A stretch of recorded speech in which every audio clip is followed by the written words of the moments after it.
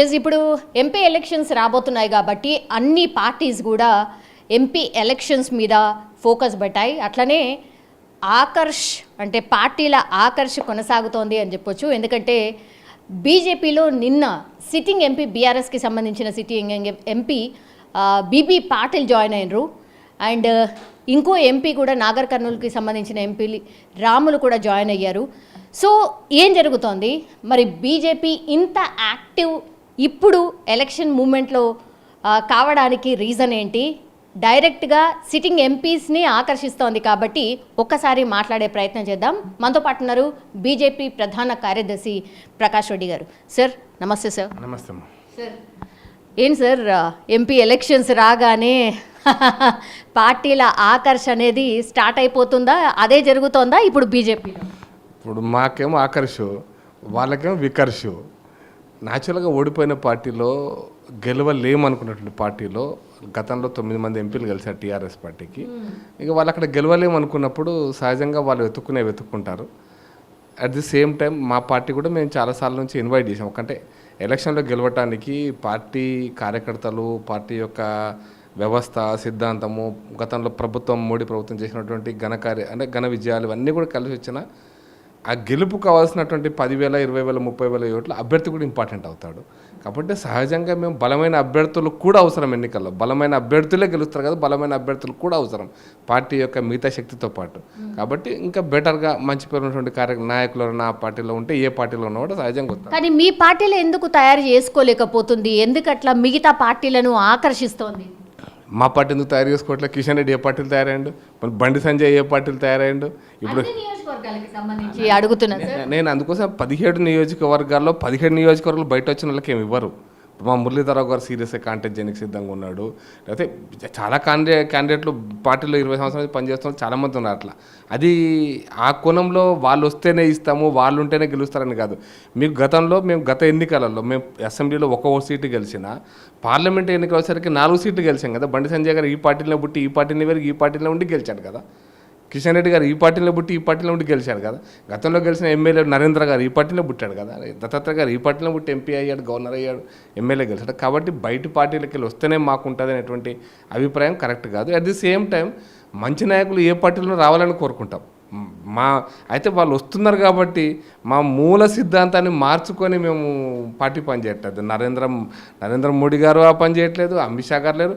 ఈరోజు భారతీయ జనతా పార్టీ దేశ రాజకీయాలలో మేము ఏవైతే విషయాలను, విధానాలను జనసంకాలంలో దీన్ దయాల్జీ చెప్పాడో, నేను ఇంకొక మాట చెప్పాలంటే 1953లో 53 అంటే జస్ట్ ఇమాజిన్ చేయి, 40+ ఒక 70 ఏళ్ళ కింద ఏ అంశాలైతే ఏవైతే తీర్మానాల్లో పెట్టామో జనసంఘ్ పార్టీ మొదటిది సమావేశంలో, ఆ తీర్మానాల్లో మోడీ గారు ఇంప్లిమెంట్ చేస్తున్నారు. కాబట్టి సహజంగా మాకు ఎన్నికల్లో గెలవటం ఇంపార్టెంట్, గెలిచిన తర్వాత వాటిని అమలు చేసేటువంటి విషయం. కాబట్టి మేము పార్టీ వ్యవస్థాగతంగా కార్యకర్త నిర్మాణం ఇది ఒక అంశమైనప్పటికీ కూడా గెలుపు కూడా ఇంపార్టెంటే కదా. మేము 272 సీట్లు పైన గెలవాల్సిందే కదా అధికారంలో ఉండాలంటే. అధికారం ఉన్నప్పుడే కొన్ని ఇటువంటి 370, 370 ఆర్టికల్ తీసేయడం కానీ, అయితే మిగతా మేమైతే సిద్ధాంతాన్ని చెప్తున్నామో వాటిని అమలు చేసే అవకాశం అప్పుడే వస్తుంది. కాబట్టి మేము దానికోసమే కొన్నిసార్లు కొత్త వాళ్ళని కూడా ఆకర్షిస్తాం. అందుట్లో మంచి వాళ్ళు ఉంటే ఆకర్షిద్దామని, మంచి వాళ్ళని తీసుకొని అభ్యర్థులు ఇస్తారు. ఈ వాతావరణం మొత్తం స్టేట్లో ఏర్పడితే 17 సీట్లు ఖచ్చితంగా. ఎక్కడ సార్ ఎట్లయితుంది సార్? బండి సంజయ్ పోటీ చేస్తే ఓడిపోయారు మొన్న అసెంబ్లీలో, దాని తర్వాత అరవింద్ గారు పోటీ చేస్తే ఓడిపోయారు. ఎంపీ క్యాండిడేట్స్లే ఎమ్మెల్యే లాగా ఓడిపోయారు. మరి ఇప్పుడు ఎంపీలుగా ఎట్లా గెలుస్తారు అనుకుంటున్నారు? కిషన్ రెడ్డి గారు కూడా ఎమ్మెల్యే ఓడిపోయిండు, అదే కిషన్ రెడ్డి గారు ఎంపీ కూడా గెలిచిండు. కాబట్టి ఒక్కొక్కసారి ఏమంటే మొన్న అసెంబ్లీ ఎలక్షన్స్లో తెలంగాణ రాష్ట్రంలో ఏర్పడ్డటువంటి వాతావరణం ఏంటంటే ఒక 2 రకాల, ఒకటేమో నెగిటివ్ వాతావరణం కూడా. బీజేపీ బీఆర్ఎస్ ఒకటే కాబట్టి బీఆర్ఎస్ అంటే విపరీతమైన కోపం ఉన్నటువంటి అయితే పర్సెంటేజ్ ఆఫ్ ఓట్స్ అది 10% కావచ్చు. 110 మందే ఉంటారు, 100 మంది అట్లాగే ఉంటారని కాదు. 10 మందో 12 మందో 15 మందో బీజేపీకి వేసిన బీఆర్ఎస్ కలిసిపోతాయేమో, లేదా బీఆర్ఎస్కు సీటు తక్కువడితే బీజేపీ చేస్తుందేమో. కాబట్టి 80% బీఆర్ఎస్ గెలవద్దు అనుకునేటువంటి వాళ్ళు కాంగ్రెస్ పార్టీ కోటేశారు. అది సహజంగా వచ్చినటువంటి ఒక నెగిటివ్ డిస్కషన్ వచ్చింది. మా మీద వ్యతిరేకత కాదు. రెండో పాయింట్ ఎక్కడ వచ్చిందంటే బీఆర్ఎస్ను ఓడించాలి కానీ బీజేపీకే సత్తా లేదు. ఇది పాజిటివ్. బీజేపీకి సత్తా లేదు కాబట్టి 80% బీఆర్ఎస్ ఓడిపోవాలంటే కాంగ్రెస్ గెలవాలి అనేటువంటిది రెండో ఆయన. ఒకటేమో బీజేపీ బీఆర్ఎస్ ఒకటి, రెండోది అంటే బీజేపీని బీఆర్ఎస్ నిలువరించలేదు అనేటువంటి రెండోది. ఈ రెండు కోణాల నుంచి కాంగ్రెస్ పార్టీ గెలిచింది. అయితే ఇప్పుడు జరుగుతున్న ఎలక్షన్స్ దేశ రాజకీయాలలో బీఆర్ఎస్ అనేటువంటి పార్టీ ఇప్పుడు ఇన్సిగ్నిఫికెంట్ అయిపోతుంది. ఎందుకు ఇన్సిగ్నిఫికెంట్ అయితే అంటే గతంలో 2014లో 15 సీట్లు గెలిచినారు. వాళ్ళు సాధించింది ఏం లేదు, అయిపోయింది చరిత్ర అది. 2019లో 9 సీట్లు గెలిచారు. అప్పుడు ఇక్కడ రాష్ట్రంలో ప్రభుత్వం ఉంది. నిజం చెప్పండి 88 సీట్లు అసెంబ్లీలో గెలిస్తే 16 సీట్ల 16 బీజేపీ బీఆర్ఎస్ గెలవాలి, కానీ గెలవలే, అది వేరే విషయం. అంటే గెలవకపోవడానికి విశ్లేషణ వేరే విశ్లేషణ. కానీ అట్ ది సేమ్ టైం ఇప్పుడు 9 కాదు 3 గెలిచినా 2 గెలిచినా 1 గెలిచినా ఏం చేస్తారు? ఈ 2 సీట్లతో వీళ్ళు ఏం చేయబోతారు? తెలంగాణ ఉద్యమ కాలంలో ఉద్యమాన్ని పార్లమెంట్లో లేపాలా, పార్లమెంట్ జాతీయ స్థాయిలో ఉద్యమం యొక్క రిఫ్లెక్షన్స్ కనపడాలనుకుంటారు. మీరు 10 ఏళ్ళ అధికారంలో ఉన్నారు, తెలంగాణ వచ్చింది 10 ఏళ్ళ అధికారంలో అయిపోయింది. మీరు అధికారంలో ఉన్నప్పుడే 9 మంది ఎంపీలు తెలంగాణ రాష్ట్రం కోసం చేసింది ఏమి లేదు. కాబట్టి ఇప్పుడు కొత్తగా 4, 3, 2, 1 గెలుస్తారు అనుకుంటే గెలిస్తే ఏమవుతుంది? వాళ్ళు ఏం చేస్తారు? ఢిల్లీలో పోయి పార్లమెంట్లో పోయి వాళ్ళు ఏం చేస్తారు? గతంలో ఏం చేస్తారంటే 2004లో కాంగ్రెస్ పార్టీకి మళ్ళీ అవసరమైతే సపోర్ట్ ఇచ్చినట్టుగా ఏదో ఒక పార్టీకి సపోర్ట్ ఇవ్వాల్సిందే, వాళ్ళు ఏదో ఒక కూటమికి సపోర్ట్ ఇవ్వాలి. మొన్నటి వరకు మీకే కదా సార్ సపోర్ట్ చేసింది బీఆర్ఎస్ పార్టీ. గెలిస్తే ఏం చేస్తుంది అంటే వీళ్ళు గెలిస్తే అగైన్ మీకే సపోర్ట్ చేస్తారు కదా. ఆ ప్రయత్నం కూడా జరుగుతోంది. కేసీఆర్ గారు మిమ్మల్ని కలిసే ప్రయత్నం చేస్తున్నారు అనేది కూడా బాగా చర్చ నడుస్తోంది సార్. అందుకోసం చెప్తున్నా, ఇంతకుముందు చెప్పింది కూడా బీజేపీ బీఆర్ఎస్ ఒకటి అంటే తప్పుడు చర్చ ఒకటి, ఇప్పుడు మీరు చెప్తున్న కూడా ఒక తప్పుడు చర్చ. బీఆర్ఎస్ పార్టీ మొదటి 14-19 మధ్యలో ఉన్నటువంటి కాలఖండంలో బీఆర్ఎస్ పార్టీ బీజేపీకి కొన్ని అంశాల వారీగా మద్దతు ఇచ్చినమాట వాస్తవం. కానీ 19 నుంచి అంటే మా రాష్ట్రపతి అభ్యర్థి కోటేశారా, ద్రౌపది ముర్ము గారు కోటేశారా, మా ఉపరాష్ట్రపతి అభ్యర్థి కోటేశారా? మన పార్లమెంట్లో అనేక చట్టాలు వచ్చినాయి. ఏ చట్టానికి నేను సూటి ప్రశ్న మీరు లేవనెత్తారు కాబట్టి చెప్తున్నా, ఏ చట్టానికి 2019 నుంచి 2024 మధ్యలో ఇప్పుడు పార్లమెంట్ చివరి పార్లమెంట్ వరకు ఈ 5 సంవత్సరాలలో ఏ చట్టానికి బీఆర్ఎస్ పార్టీ బీజేపీ మద్దతు ఇచ్చింది చెప్పండి? 370కి మద్దతు ఇచ్చిందా, లేకపోతే ఇంకో చట్టానికి మద్దతు ఇచ్చిందా చెప్పండి? ఏ చట్టం? అదే సార్, ఎందుకు ఏమైంది అంటున్నా. ఏమైంది అంటే గంత మంచిగా దోస్తాని ఉండే అసలు ఏమైంది, ఏడ జడింది అనేది అందరు క్వశ్చన్. మరి మీరే చెప్పాలి సార్. 2004లో మన మన్మోహన్ సింగ్ గారు ప్రధానమంత్రి కావడానికి కేసీఆర్ గారి యొక్క 6 ఎంపీలే కారణమైనవి. మరి ఏడైంది కాంగ్రెస్ పార్టీకి? కాంగ్రెస్ పార్టీలో క్యాబినెట్ మంత్రి ఈయన మన్మోహన్ సింగ్ గారు ప్రధానమంత్రి ఉన్న దాంట్లో కేసీఆర్ గారు మంత్రి. ఏడైంది కేసీఆర్ తోటి? అందుకోసమనే బీఆర్ఎస్ పాత్ర ఇంతే ఉంటుందని చెప్తున్నా. మళ్ళీ నేను క్లారిటీ చెప్తున్నా, వాళ్ళ సొంత అవసరాలు కావచ్చు, వాళ్ళ పైరవీలు కావచ్చు, వాళ్ళ పార్టీ యొక్క అవసరాలు కావచ్చు, రాజకీయ అవసరాలు కావచ్చు, ఈ మూడింటికి ఏ పార్టీ అంటే కనెక్ట్ అవుతుందో ఆ పార్టీకి మద్దతు చేయడానికి పనికోసం తప్పిస్తే ఇంకా వీళ్ళు సాధించేది ఏం లేదు. నేను పాయింట్ అక్కడే చెప్తాను. వీళ్ళు చేయగలిగింది ఏం లేదు. పార్లమెంట్లో ఏదో ఒక పార్టీకి వాళ్ళ రాజకీయ అవసరం కోసం ఏదో పార్టీ పంచన చేరాల్సి వస్తుంది. అది మాతో చేస్తారా వాళ్ళతో చేస్తారా అనేది వేరే విషయం. మేమే గెలుస్తున్నప్పుడు మాతో చేయాల్సిన అవసరం ఏముంది? మేమే 14 సీట్లు గెలవాలని మేము కోరుకుంటున్నాం కదా. మేమే గెలవాలనుకుంటున్నప్పుడు మా పంచన చేయాల్సిన అవసరం ఉంది. ఆయన గెలిచే 9 సీట్లు మాకు ఇవ్వండి, అదేదో మేమే చేస్తాం కదా. మా పంచన చేరేటోళ్ళ గురించి మాకెందుకు ఇంకా? అవును సార్, ప్రధాని వచ్చినప్పుడు కూడా సీఎం రాలేదు, బాగా సభలల్లా అవినీతిపరుడు, కుటుంబ పాలన ఇట్లా బాగా చర్చలల్లా ఆర్ స్టేజ్ పైన నుంచే చెప్పి వెళ్ళిపోయినరు. కానీ ఏం చర్యలు తీసుకోలేదు అని పబ్లిక్లో బాగా నాటుకుపోయింది సార్. అది అంటే మీరు డిఫెండ్ చేయలేకపోయినరా? పబ్లిక్లోకి పోతుంటే కూడా మీరు ఆపలేకపోయినరా? బండి సంజయ్ని మార్చడం ఒక రీజన్ అయిందా, లేకపోతే కవిత గారిని అరెస్ట్ చేస్తారు అన్నారు, అదొక రీజన్ అయిందా? ఏమైంది? అవినీతి పరులు లేదా మాకు ఏటీఎం అయింది, ఇవన్నీ ప్రధానమంత్రి దగ్గర నుంచి అందరూ మాట్లాడినాయి కదా. కరెక్ట్, అది అందరూ మాట్లాడినాయి కదా. నేను ఒక ప్రశ్న అడుగుతున్నాను మిమ్మల్ని, డైరెక్ట్ ప్రశ్న మీ ద్వారా టీవీ ప్రజలకు కూడా. రేవంత్ రెడ్డి గారు దొంగ లంగా ఇట్లా డబ్బులు తిన్నాడు, అవినీతి పడని చెప్పిండు కదా. ఈ రాష్ట్రానికి ముఖ్యమంత్రి అయింది కదా. కేసీఆర్ ముఖ్యమంత్రిని దించేసిండు కదా. మరి ఒక్క కేసులు ఇప్పటిదాకా చిన్న కేసు మంత్రివర్గంలో ఉన్న ఏ ఒక్క మంత్రి మీద కూడా ఇప్పటిదాకా కేసు పెట్టలే కదా. గొర్రెల కేసు అంటే ఆఫీసర్ల మీద కేసు, లేకపోతే ఇంకొక బర్రెల కేసు అంటే ఆఫీసర్ల మీద కేసు, చేపల కేసు అంటే ఆఫీసర్ల మీద కేసు, శాండ్ అంటే ఆఫీసర్ల మీద కేసు. మన మంత్రివర్గ సహచరులు ఒక్కళ్ళు అంటే వాళ్ళకి ఏమి జరగలేదు, వాళ్ళంతా నీతి మంత్రులు మంత్రివర్గ సహచరులు ఇంక్లూడింగ్ కేసీఆర్ గారు. మరి ఎందుకు చేయలేకపోతుండ్రు రేవంత్ రెడ్డి? అందుకోసమనే చట్టాలకు కూడా కొన్ని పరిధులు ఉన్నాయి. ప్రభుత్వ వ్యవస్థ కొన్ని పరిధులు ఉన్నాయి, కార్యనిర్వాహక వ్యవస్థ వేరు. మేము అందుకోసం మేము చాలాసార్లు టీవీలో చెప్పేవాడిని, అరే ఆఫీసర్స్ మీరు ఫైల్ రాసేటప్పుడు you should be careful while writing the files అని చెప్తే వాళ్ళకి అర్థం కాదు. ప్రభుత్వం చెప్పినట్టు వినాలి, ప్రభుత్వం చెప్పినట్టుంటే మీకు ఇక్కడ ఆదిలాబాద్ ట్రాన్స్ఫర్ చేస్తారు, అడవులో పడేస్తారంటే భయంతో ఉంటారు. ట్రాన్స్ఫర్ చేసేయగలిగే దమ్ము మాత్రమే అంటే ఆ పరిధి మాత్రం ప్రభుత్వానికి ఉంది. కానీ చట్టంలో ఒక ఐఏఎస్ ఆఫీసర్, ఒక సెక్రటరీ ఇది తప్పు అని రాస్తే దాన్ని మంత్రి కూడా ఏం చేయాలనో కొన్నిసార్లు వెనక ముందు ఆలోచించాల్సి వస్తుంది. కాబట్టి ప్రభుత్వం ఏ ప్రభుత్వాలైనా వాళ్ళ గులాంగిరి చేసే పని ఆఫీసర్ చేయడం మూలంగా ప్రభుత్వాలలో ఉండేటువంటి మంత్రులు కూడా అవినీతికి పాల్పడే అవకాశం ఉంది. ఇప్పుడు మేడిగడ్డ ప్రాజెక్టే ఉంది, కేసీఆర్ అద్భుతమైన ప్రాజెక్టు, 1 కోటి ఎకరాల మాగాని నా కాన్సెప్ట్ కళల కాన్సెప్ట్, అది పెద్ద టూరిజము ప్రపంచ ప్రఖ్యాతిగాంచింది, ప్రపంచంలో ఇటువంటి గట్టనే కట్టలేదు. ఏమైంది కదా మరి? దానికి బాధ్యులు ఎవరు? అక్కడున్న ఇంజనీర్లా కట్టిపించిన ముఖ్యమంత్రి గారా? ఎవరు బాధ్యులు అంటే ఇప్పుడు రేవంత్ రెడ్డి ఎంత కొట్టుకున్నా ఇంజనీర్లే దొరుకుతారు వాడికి. రేవంత్ రెడ్డి గారికి దొరికేది ఇంజనీర్లు తప్పిస్తాడా? ముఖ్యమంత్రి దొరకడుగా. అందుకోసమనే బీజేపీ కూడా జాతీయ స్థాయిలో ఇక్కడ సిబిఐకి డైరెక్ట్గా అలో లేదు, లేదు సిబిఐకి అలో లేదు ఎక్కడ కూడా. మీకు డైరెక్ట్ సిబిఐ అందుకోసం ప్రజలకు ఉండేటువంటి తప్పుడు కాన్సెప్ట్ ఏంటంటే సిబిఐ 3 సందర్భాలలోనే సిబిఐ వస్తుంది. 1 కోర్టు చెప్తే వస్తుంది, 2 రాష్ట్రపతి చెప్తే రాష్ట్ర ప్రభుత్వం కోరితే వస్తుంది, 3 ఏదైనా ఒక స్కామ్, ఏదైనా ఒక క్రిమినల్ ఇన్సిడెంట్ అది మోర్ దాన్ 1 స్టేట్ అంటే మల్టీ స్టేట్ అయితేనే వస్తుంది. అది 2 రాష్ట్రాలు 3 రాష్ట్రాలకు సంబంధించిన అంశం అయితేనే వస్తుంది.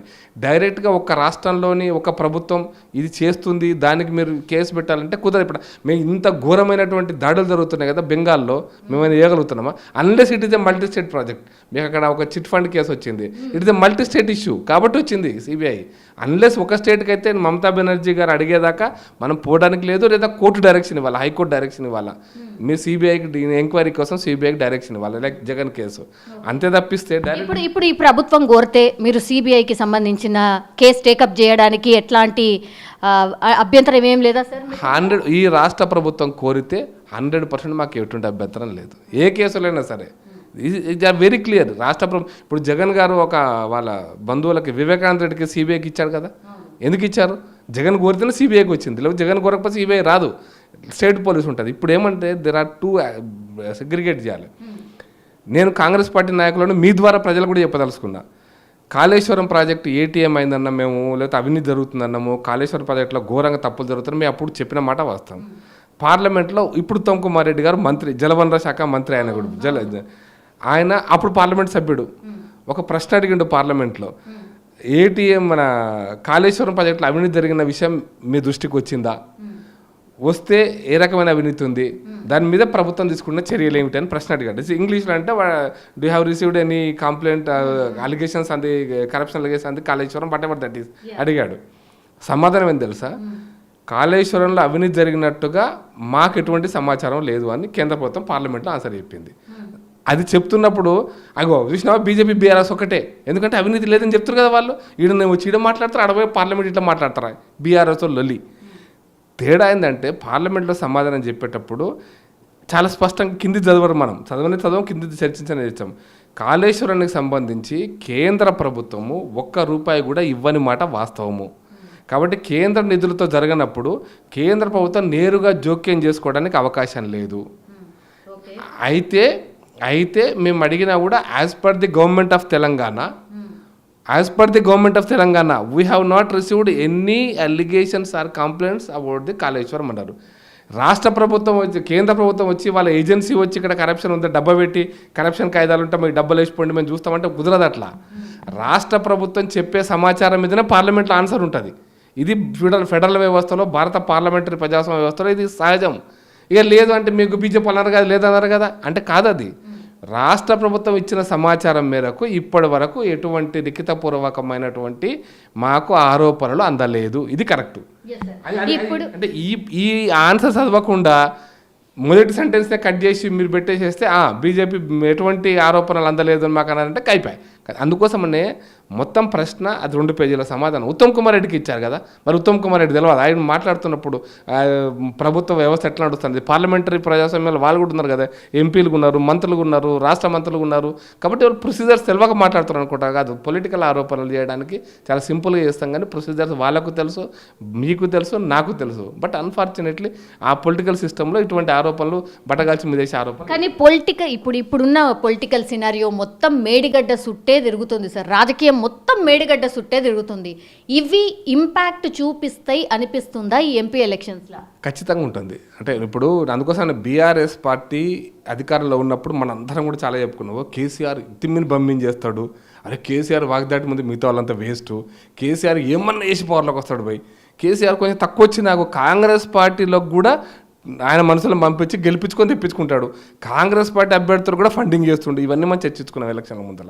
బట్ ఏమీ జరగలేదు. అసలు విషయం ఏంటంటే మేడిగడ్డ ప్రాజెక్టు యొక్క అసలు పరిస్థితి ఎన్నికల సందర్భంగా బయటకు వచ్చింది, ఇప్పుడు ఇంకా బయటకు వస్తుంది. ఎందుకంటే ప్రభుత్వం మారినప్పుడు ప్రభుత్వం దగ్గర రికార్డెడ్ ఫైల్స్ ఉంటాయి. ఆ ఫైల్స్లో సెక్రటరీ ఏం రాశాడు, ఇంజనీర్స్ ఏం రాశాడు, ఫైనాన్స్ మినిస్ట్రీ ఏం రాసింది, ఫైనాన్స్ క్లియరెన్స్ ఏమున్నాయి, గవర్నమెంట్ ఆఫ్ ఇండియా నుంచి ఏమేమి క్లియరెన్స్ రావాలి, ఏం వచ్చినాయి, ఏం రాలేదు, ఇంటర్నెట్ ఇన్ డీటెయిల్డ్ రిపోర్ట్స్ అంతా వాళ్ళ దగ్గర ఉంటాయి. ప్రభుత్వం అంటే బయట పెట్టాలని మేము కోరుకుంటున్నాం. Medigadda will be certainly an important issue in the next elections, next parliament elections. మీ స్టాండ్ ఏముండబోతోంది సార్? పార్టీలు పక్కన పెడదాం సార్, ప్రజలకు ఇబ్బంది కాకుండా అంటే ఇక్కడ ఉన్నోళ్ళు కావచ్చు, మీరు కేంద్రంలో ఉన్నోళ్ళు కావచ్చు, ప్రజలు కోరుకుంటుంది ఒకటే, దీనికి సొల్యూషన్ ఏంది? ఇట్లా కొట్టుకోవడమేనా, మాటల దాడి చేసుకోవడమేనా? దీనికి ఏమైనా సొల్యూషన్ చూస్తారా లేదా? మేము మొన్న అసెంబ్లీలో కూడా చర్చ జరిగింది. ఒకరోజు అంతా నీటి ప్రాజెక్ట్ మీద జరిగింది, మేడిగడ్డ మీద కూడా జరిగింది చర్చ. మేము బీజేపీకి అడుగుతుందంటే రేవంత్ రెడ్డి గారు ఒక 2 ఏళ్ల కింద ఆయన ఎంపీకి ఉన్నప్పుడు 7 కింద ఏం బండి సంజయ్ గారు, ఏం కిషన్ రెడ్డి గారు నాకు అమిత్ షా అపాయింట్మెంట్ ఇప్పిస్తారన్నారు. మొత్తం అవినీతి డాక్యుమెంట్స్ అన్నీ ఉన్నాయి. నేను ఇవన్నీ తీసుకపోయిస్తే ఖచ్చితంగా కేసీఆర్ జైలుకు పోతాను. మొత్తం సాక్ష్యాలు నా దగ్గర ఉన్నాయి. ఈ సాక్ష్యాలతో రుజువు చేసుకోలేకపోతే నేను రాజకీయ సన్యాసం పుచ్చుకుంటా, దమ్ముందా మీకు అని ప్రశ్నించాడు. సాక్ష్యాలు అన్నీ ఉన్నాయి కదా రాష్ట్ర ప్రభుత్వం దగ్గర. అది రేవంత్ రెడ్డి గారు స్టేట్మెంట్ ప్రకారమే మీకు రికార్డు దొరుకుతుంది కదా, ఏ ఛానల్కి పోయినా రికార్డు దొరుకుతుంది అని మాట్లాడింది. మరి ఆ ఛానల్స్ ప్రకారం మేడిగడ్డ దగ్గర ఎంక్వైరీ చేయించండి. తీసి 1 ఎవరు దాంట్లో తప్పు చేశారు, ఎవరి దగ్గర నుంచి ఎవరికి డబ్బుల మార్పు జరిగిందా, అది క్వాలిటీ ప్రాబ్లమా, అంటే దాన్ని కట్టినటువంటి నిర్మాణంలో క్వాలిటీ నాణ్యత ప్రాబ్లం ఉందా, అసలు కట్టినటువంటి స్థల ప్రాబ్లమా, కట్టే కంటే ముందు తీసుకోవాల్సిన జాగ్రత్తలను తీసుకున్నారా లేదా, ఏమైనా మిస్ అయినారా, తొందరపాటు కట్టడం వల్ల వచ్చినటువంటి సమస్యలు, ఇవన్నీ అధ్యయనం చేయడానికి అఫ్కోర్స్ ఉత్తమ్ కుమార్ రెడ్డి గారు మన అసెంబ్లీలో ఒక ఆన్సర్ చెప్పినాడు, ఒక సొల్యూషన్ కూడా చెప్పినాడు. ఏంటంటే we are giving this total file to national dam safety అథారిటీకి ఇస్తున్నాము. Let the dam safety authority certify that. దీన్ని రినోవేట్ చేద్దామా, అంటే మొత్తం డిస్మాంటిల్ చేసి కొత్త మేడిగడ్డ మళ్ళీ ఒక బ్యారేజ్ కడదామా, లేదా ఈ ఉన్నటువంటి కొంత కుంగిపోయినటువంటి ప్లేస్ని కడదామా? ఇది నాట్ ఓన్లీ మేడిగడ్డ, లేదు అన్నారం సుందిళ్ళలో కూడా ఈ ప్రాబ్లం ఉంటుందా? ఉంటే ఇవన్నీ స్టడీ చేసిన తర్వాత ఆ రిపోర్ట్ వచ్చిన తర్వాతనే దానికి ఏం చేయాలనేది మేము నిర్ణయం తీసుకుంటాం. అప్పటిదాకా మేము నిర్ణయం తీసుకునేది ఏం లేదని చెప్పాను. ఎందుకంటే ఎక్స్పర్టైజ్డ్ ఒపీనియన్ రాకుండా మళ్ళీ దాన్ని ఆ పిల్లర్స్ కడతామని పొలిటికల్ పర్సన్ చెప్పినా ఉపయోగం ఉండదు. కాబట్టి తెలంగాణ ప్రజలకు ఆన్సర్ ఏంటి అంటే, తెలంగాణ ప్రజలు మేడిగడ్డ దగ్గర ఉన్నటువంటి ప్రాజెక్టు అది పనికొస్తుందా పనికిరాదా తెలంగాణ ప్రజలకు మేము చెప్పాలన్నా, పొలిటికల్ పార్టీ చెప్పాలన్నా, ఉత్తమ్ కుమార్ రెడ్డి చెప్పాలన్నా, ఎక్స్పర్టైజ్డ్ ఇంజనీర్స్ చెప్పాలన్నా? ఈరోజు ఇంజనీర్స్ చెప్పాలి, వాటి కోసం వెయిట్ చేస్తున్నాము. దానికి ఆల్రెడీ గవర్నమెంట్ ఆఫ్ ఇండియాకి వీళ్ళు లెటర్ రాసినారు.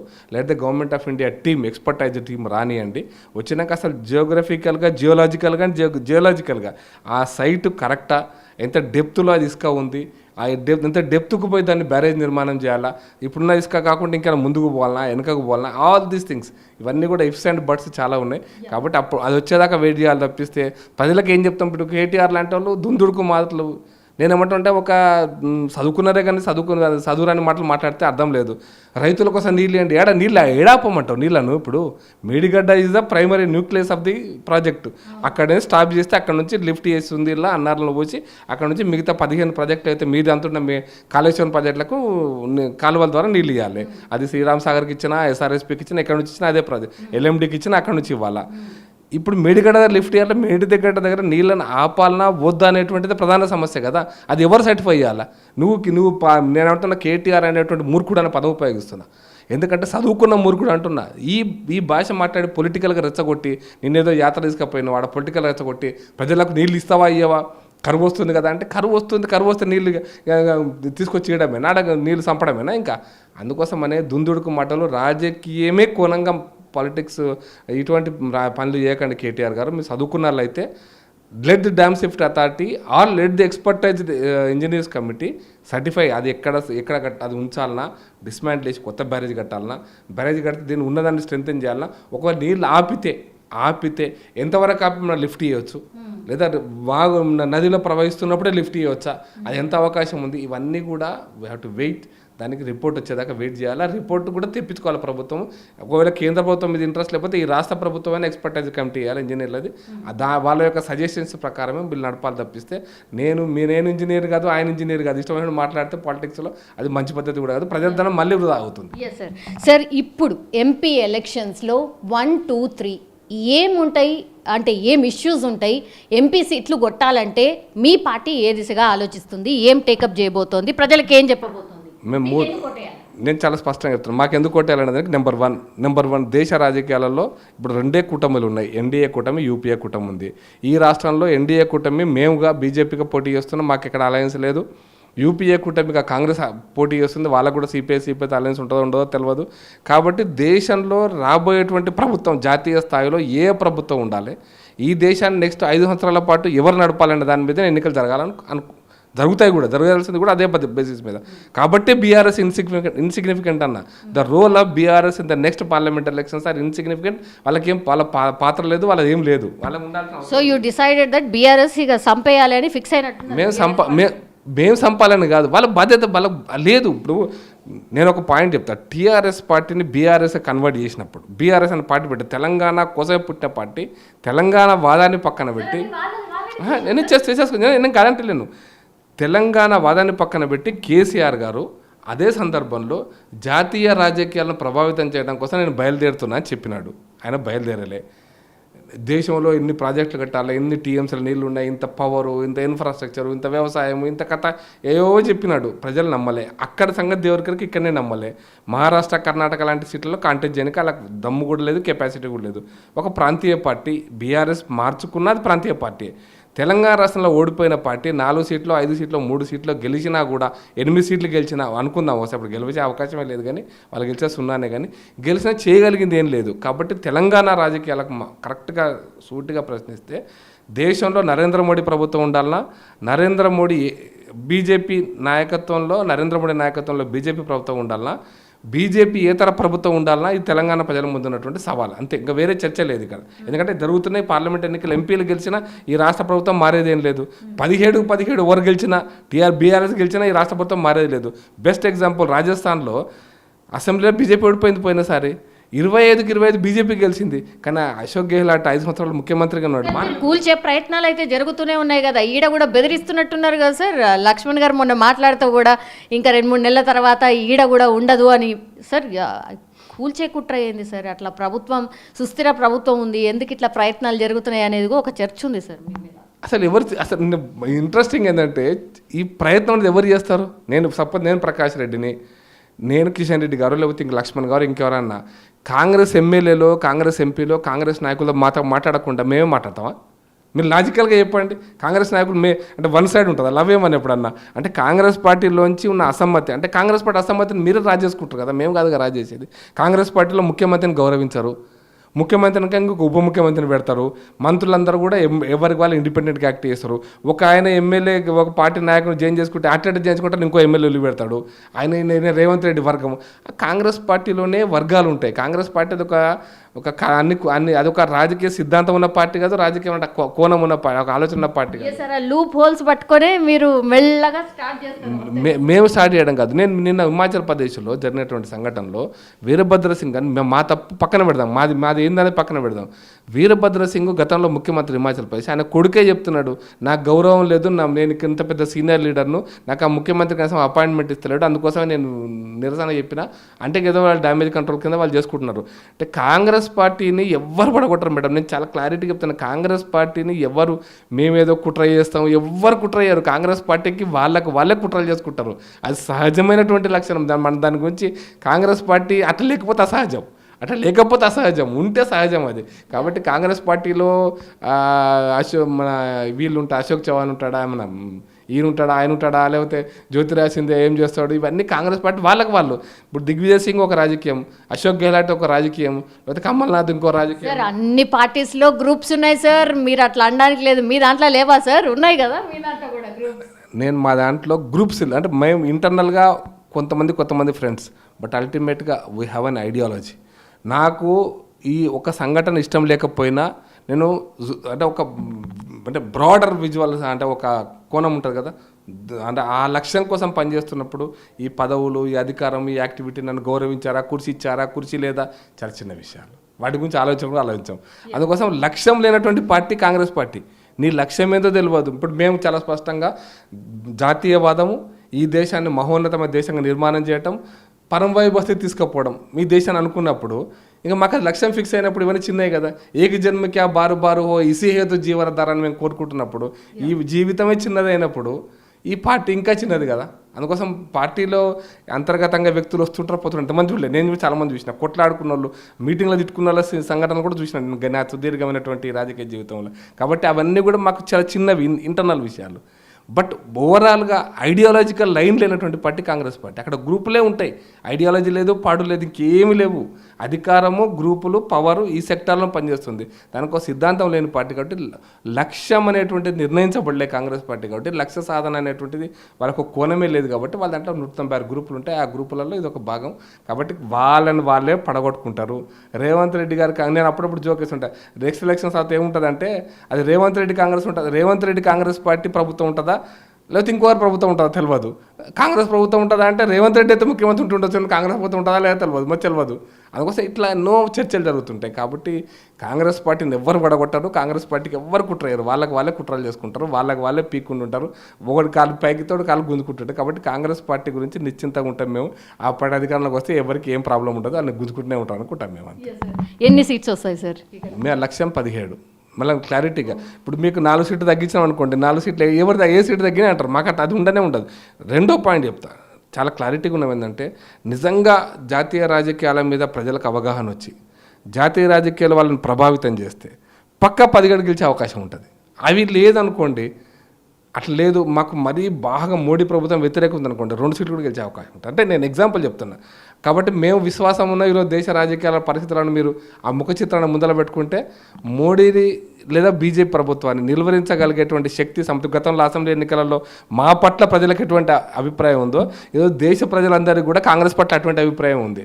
అంటే కాంగ్రెస్ పార్టీ బీజేపీ నిలువరించలేదు, కాంగ్రెస్ పార్టీకి ఆ శక్తి లేదు, కాంగ్రెస్ పార్టీ అంత దమ్మున్న నాయకత్వం కూడా అంత లేదు. కాబట్టి ఇక మోడీ తప్ప మనకు ఎవరు లేరనేటువంటి ప్రజల భావన ఉంది. కాబట్టి ఖచ్చితంగా 15-16 గెలిచిన ఆశ్చర్యపోవాల్సిన అవసరం లేదు.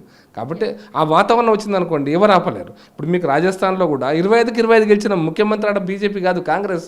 ఘోరంగా ఓడిపోయినాం. ఛత్తీస్గఢ్, మధ్యప్రదేశ్లో కూడా లాస్ట్ టైం, కర్ణాటకలో కూడా లాస్ట్ టైం మా ప్రభుత్వం లేదు, అయినా 25 సీట్లు మేము గెలిచినాం. కాబట్టి పార్లమెంట్ ఎన్నికలలో జాతీయ రాజకీయాలను, బీజేపీ ప్రభుత్వాన్ని, మోడీ నాయకత్వం లేని ప్రభుత్వాన్ని, వాళ్ళు చేసినటువంటి కార్యక్రమాలను ప్రజలు బేరోజు వేసి దాని ఆధారంగా ఓట్లే ఎన్నికలు జరిగితే తెలంగాణలో ఖచ్చితంగా మేము 17 సీట్లు గెలుస్తాం. అదే ఆధారంగా జరిగితే ఇంకేమైనా ఫ్యాక్టర్స్ ఇన్ఫ్లుయెన్స్ చేస్తా అనేది టైం టు టైం వచ్చేటువంటి దాన్ని బట్టి డిసైడ్ అవుతుంది. Thank you sir, thank you so much.